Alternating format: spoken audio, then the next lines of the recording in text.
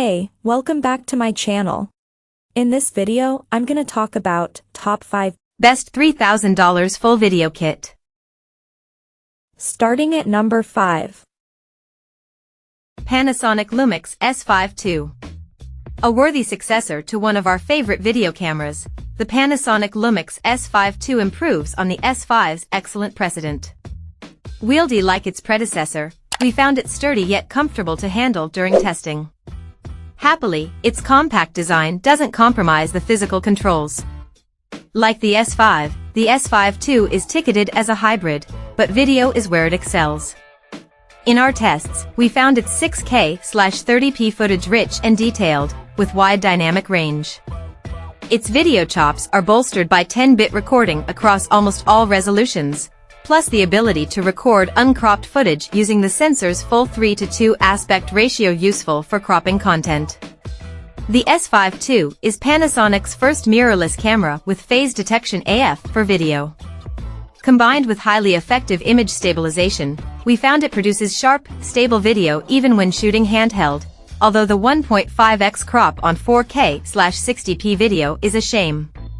It's no slouch for stills either. Contrast detection AF proved rapid and reliable, and the S52 demonstrated excellent noise control. Serious videographers will be drawn by the Lumix S5 IIX, while the Canon EOS R6 II offers more advanced subject detection. Nevertheless, the S52 is a fantastic hybrid for high-quality video. Coming at number 4. Fujifilm XS20. Taking all that made the XS10 one of our favorite mirrorless hybrids, the Fujifilm XS20 adds beginner-friendly features while still satisfying advanced users. Adopting the balanced body of the XS10, it handles comfortably. Our first impressions found that simplified dials make it easier for learners to operate. A new vlog mode, plus automatic scene detection and better subject tracking, also eases the way for beginners. By inheriting the 26.1 MP X-Trans CMOS 4 sensor from the XS10 and XT4, the XS20 benefits from a proven imaging system, while Fuji's latest X Processor 5 works efficiently with the bigger battery to extend longevity. The XS20 enhances things further by offering 6K/30p 4:2:2 10-bit internal video recording, which is more than most casual content creators will need. We think many beginners will be wary of its increased price tag, with the XS10 still available for less. We also wish that Fuji had weather-sealed the XS20. All the same, with a generous feature set, including in-body image stabilization that worked well for handheld shooting in our review, the result is a very capable all-rounder for both stills and video. At number 3. Nikon Z6 II. For a long time, the full-frame Nikon Z6 reigned as our #1 camera. This successor remains an excellent performer, particularly for those looking to upgrade from Nikon DSLRs, but the Z6 II's modest updates mean it's fallen slightly behind the very best mirrorless cameras. It still comes highly recommended, though, thanks to its consistency in most areas, with the addition of a second X6 processor bringing a range of performance improvements that include a new 14 frames per second burst shooting speed. In our tests, we found the autofocus to be a significant improvement on the Nikon Z6, particularly with animal eye/face detection, and the Z6 II adds a much-needed UHS-2 SD card slot alongside the existing XQD/CF Express slot. Video does now lag slightly behind hybrid rivals like the Sony A7 IV. But with a tried-and-tested 24 MP full-frame BSI CMOS sensor, which delivers very good high ISO performance, and the best handling around, it fully deserves its place at the top table for photographers. Number 2 of my list. Canon EOS R7.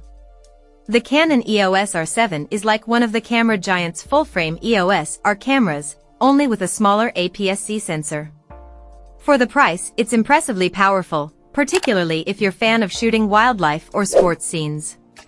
That's because it boasts 15 frames per second burst speeds, or 30 frames per second if you switch to the electronic shutter. Our tests found that the EOS R7 can indeed hit these speeds, though you don't get the deep buffers found on full-frame siblings like the EOS R6, so it can't sustain those speeds for quite as long. Beyond rattling off frames of speeding animals, the EOS R7 offers comfortable handling, Canon's latest subject tracking autofocus system and dual UHS-2 card slots, making it a camera that will also tempt pro EOS R series fans as a second body. The only downside? Canon has so far only made 2 native lenses for the EOS R7's APS-C sensor. More should be en route though, and you can always mount existing RF lenses or adapt older EF lenses from Canon's DSLRs while you wait. And number 1. Sony A7 IV. The Sony A7 IV is a truly modern hybrid camera.